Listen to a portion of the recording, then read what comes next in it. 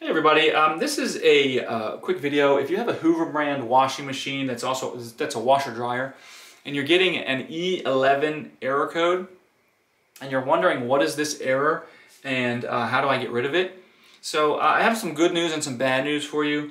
The bad news is, this error is related to the heater, and so it's either a circuit or a sensor or the heating element. There's something wrong coming out of the heating.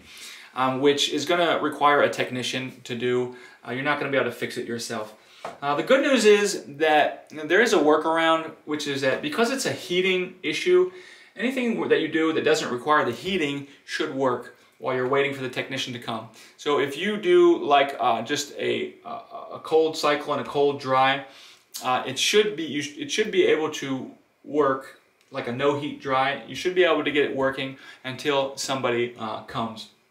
And you can also try varying the temperatures and see if you can get it to work at certain temperatures and stuff like that. Well, again, while you're waiting for somebody to come, fully fix it so it's working fully. So anyways, hope this video helped you. Thanks a lot for watching. Have a great day.